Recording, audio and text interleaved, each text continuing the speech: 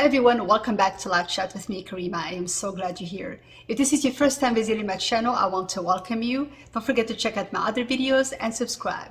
So this video will be a 6 months update on my catheter ablation that I had. But before I start, I just want to say I am overwhelmed with the love and support that I've been getting from everyone. Thank you so much for supporting me, and I'm glad that I'm able to help some of you, answer some of your questions. And that is exactly why I did the first, video on my ablation. I was like, you know what? I'm going through this. This was a battle that I overcame with this surgery. And so I just wanted to go ahead and help someone out there. And I'm so glad that I'm able to do that. I actually just flew overseas. I came back from France a couple of days ago. My family and I went over there to visit my parents and my sisters. And honestly, I was a little anxious. I was thinking, what happens when I'm up there, and is something going to happen to my heart? Am I going to have some issues? But absolutely nothing happened. It was amazing. I didn't have any flutters. I didn't have any complications. I didn't have any tachycardia.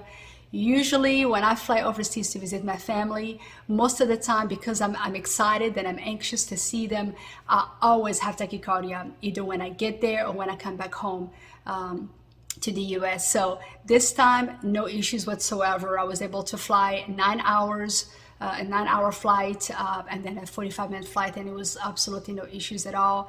So that was a big test for me. I didn't know how it was going to happen while I was flying, because I haven't really been anywhere since I've had the ablation done 6 months ago.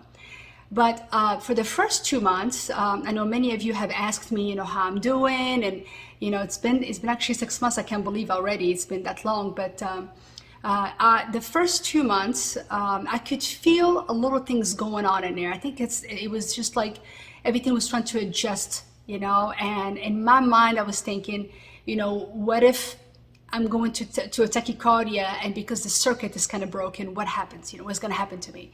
So I was a little worried about that, but nothing happened. I would get pressure when I was anxious, or I was at the gym working out. I would feel pressure in my chest, and then it would go away. I would feel pressure in my chest, then it would go away. And that was only for a couple months. But after that, man, it's been amazing. What a relief to be able to just live a normal life and not have to worry about when is my heart gonna go off, because it was going off at any second, any time of the day. It didn't matter what I was doing. It didn't matter if I was happy or not happy or what was going on. It happened one time while I was working out. I was working my lower back. I went down, and as I came back, bam, and so it was really scary because I am a mom, as I said in my video before, and to be able to just live a normal life and not have to worry about your heart going off anytime, it's definitely a big relief for me. I was also asked by some of you if I had a catheter, if I had a tube down my throat during the ablation. I did not.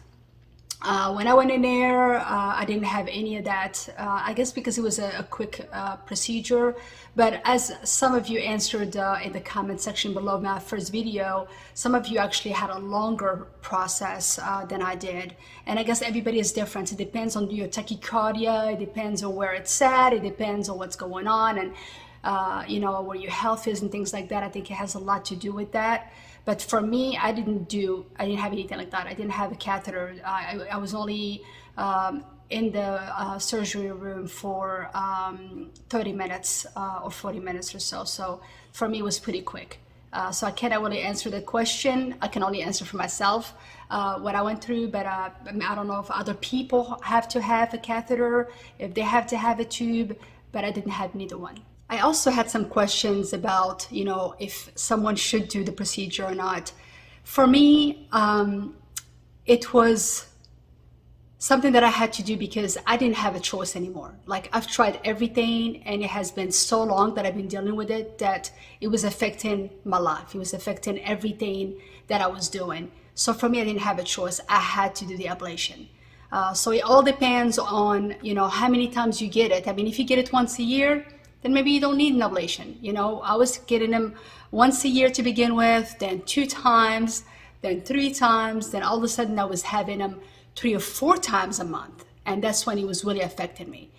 because when it would hit me, I was, you know, either down for 5 minutes or I was down for 12 hours. And when you're down for 12, 15 hours, it is absolutely exhausting. And, you know, as a mom, you can't afford to stay down for that long. You know, you have things to do. You got kids to take care of. And so for me, I had to make the decision, you know, that was best for me. So I pray for all of you out there who are suffering with SVT or other, you know, heart problems. I pray that you guys, you know, just seek wisdom and, you know, pray about it and, you know, do your research. I think a lot of you, that's what you're doing, and it's great. And that's what you need to do. You need to inform yourself about, you know, the procedure, and not only is going to help you make a better decision for yourself, but it's going to help you prepare better too, you know, because you know what's going to happen. One thing that really helped me when I was having SVTs is I would have an SVT and nobody could catch it. You know, by the time I got to the doctor, it was gone. By the time I got to the emergency room, it would be gone. So it was really aggravating because I was getting these SVTs and people were like, well, you're healthy as a horse, go home. And I'm thinking, no, I am, you know, I'm having this tachycardia. I need help. So my doctor told me about this Cardia, this little Cardia thing. And I don't know if I mentioned it before in my other video, but this little thing is awesome. It's like $89 that you can get it. You can get it on Amazon, Walmart, whatever you shop. But it's just called Cardia, and what you do is it comes with an app. You can set up the app on your phone. When a tachycardia hits, you pull up the app, you pull this thing out, and you just simply put your 2 fingers like this on it, down flat on a flat surface, and you just sit there and you start your EKG. It takes about 31 seconds, I think, to read it, somewhere near 30 seconds. And then after it reads it, you can either print it out, you can send it to your cardiologist, and then they can actually catch the problem. And I'm telling you, this little device right here has saved my life. I mean, if it wasn't for this thing, I think all the cardiologists probably think I'm crazy because I was having tachycardia over and over again and they couldn't catch the problem.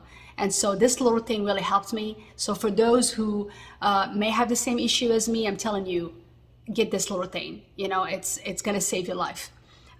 Anyway, I hope that this video was helpful to you guys. Again, if you have any questions, leave them in the comment section below, and I will be happy to answer anything, you know, any questions that you may have. Thank you so much for watching. Blessings to all and much love.